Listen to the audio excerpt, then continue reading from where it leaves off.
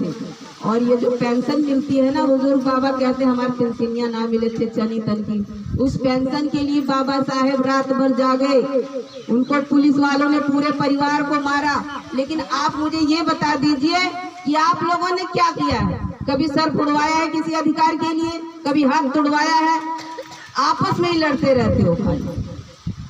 जब हमने कुछ नहीं किया और इतना आराम से हम सबको मिल गया है, तो आपको इसमें विचार करना है कि ये इतनी सुविधाएं हमें कैसे मिली हैं, क्या वजह है? न हम परेशान हुए, न दुखी हुए, न किसी से हमने मांगा भी, न किसी के आगे हाथ जोड़ा, इतनी सुविधा हमें क्यों मिल गई? इस बात पे आप विचार करिए। इतना अच्छा घर, इतने अच्छे कपड़े, खाना है जो ये बफर लगता है, कितना किस्म का सब्जी बनता है, पूड़ी बनेगी, कचौड़ी बनेगी, पता नहीं क्या क्या बनेगा, लेकिन शायद हमारे महापुरुषों ने ये नहीं खाया, लेकिन हमें खाने के लिए कर गए। तो हर चीज को खाने से पहले, इस्तेमाल करने से पहले एक बार अपने महापुरुषों का ध्यान आप कर लीजिए। ये उनकी बदौलत है, किसी 33 करोड़ की बदौलत नहीं है। ठीक है, हम बुलावे में थे, हमने नहीं जाना, लेकिन अब हम शिक्षित हो गए, मेरी माँ बोल रहा है ना, तो आप उसको विचार करिए कि उन्होंने हमारे लिए 4-4 बच्चों की कुर्बानी दी, मिट्टी अपने शरीर पे डलवाया, माता सावित्री बाई ने, कीचड़ उनके शरीर पे डाला गया, गाली दिया गया। देखिए हम कितने आराम से चले आए हैं, इतने आराम से इज्जत भाव किया है ना सब लोगों ने।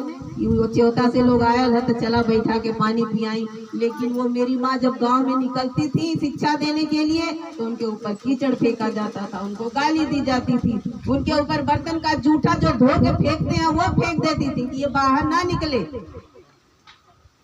इतनी आसानी से ये आजादी हमें नहीं मिली है। आप इस बात को समझिए कि आपके पास जो पैसा है वो अपने बच्चों की शिक्षा में खर्च करिए, क्योंकि हम तो एक ही बार बता के जाएंगे, बार बार तो आएंगे नहीं, लेकिन आप फिर बुलाएंगे तो हम लोग इस चर्चा को फिर आगे बढ़ाएंगे। हमने तो संकल्प ले लिया है कि अब हमें जब तक हमारा जीवन रहेगा तब तक बाबा साहेब के, अपने महापुरुषों के मिशन को आगे बढ़ाना है। इसमें सबसे ज्यादा भूमिका अपने परिवार की होती है, क्योंकि अपना परिवार जब तक सपोर्ट नहीं करता तब तक महिला जो है ना वो नहीं निकल सकती है। लेकिन अगर सच्चा काम है, लगन है, सच्चाई वाला ये जो मिशन है अपने बाबा साहब, अपने महापुरुषों का, तो सहयोग सब देते हैं, क्योंकि इसमें हमारा अकेले का स्वार्थ नहीं है। और इससे बहुत जरूरी है कि शिक्षित होना। जब तक ठीक है आप लोगों ने नहीं पढ़ा, हमने कम पढ़ा और किसी ने नहीं पढ़ा, लेकिन अब ये प्रयास करिए कि हमें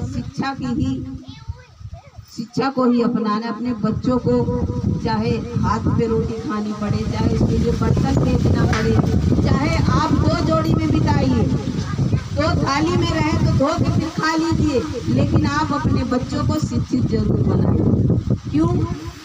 क्योंकि मैं कहती हूँ कि जब हमारे पीछे झाड़ू कमर में था, आगे हाड़ी थी और पैर में घंटी बनी हुई थी कि हम लोग जाएंगे तो उस शोर से सब मनवादी हट जाएंगे और हमें तब दोपहर को निकलना है।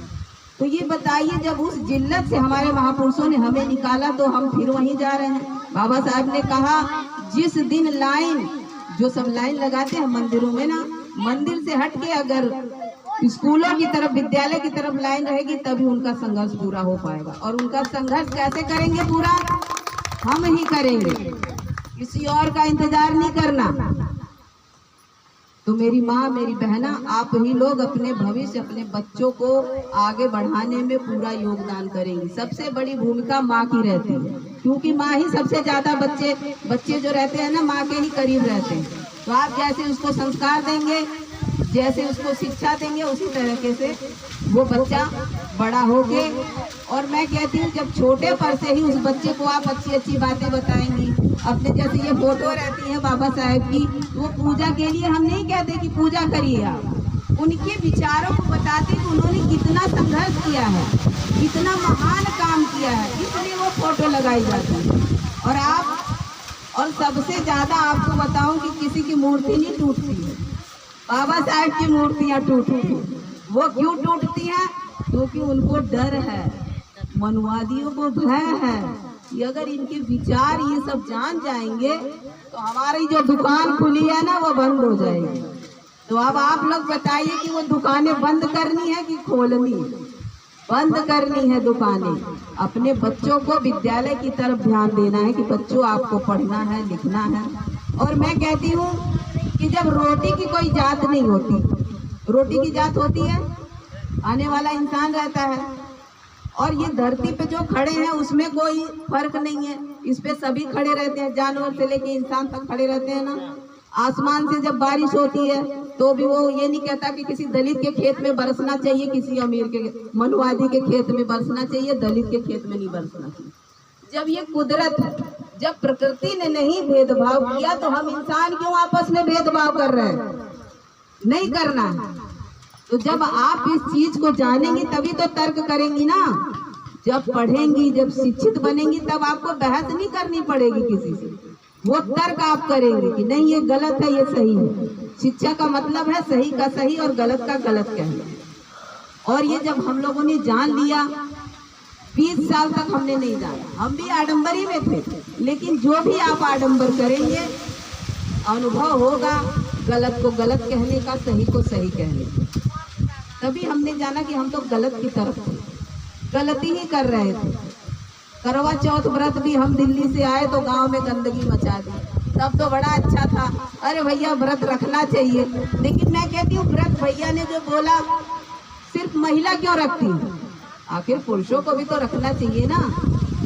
जब बराबर कहा गया, बुद्ध जी ने भी बराबर मान सम्मान। आप जानते हैं बुद्ध जी क्षत्रिय थे, गौतम बुद्ध जी क्षत्रिय थे।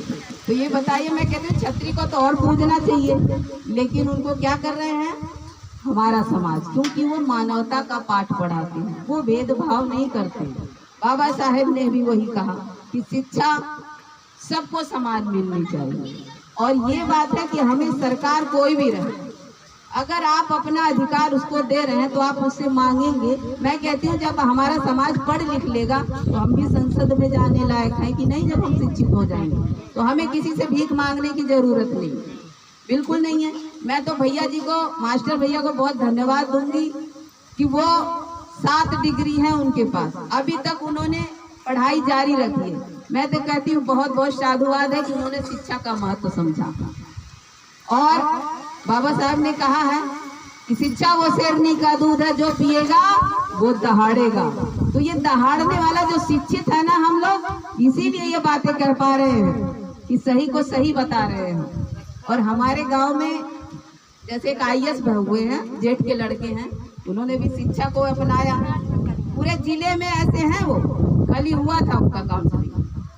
तो ये बताइए कितने गौरव की बात है कि हमारे समाज में, हमारे घर में गांव में IAS हुए।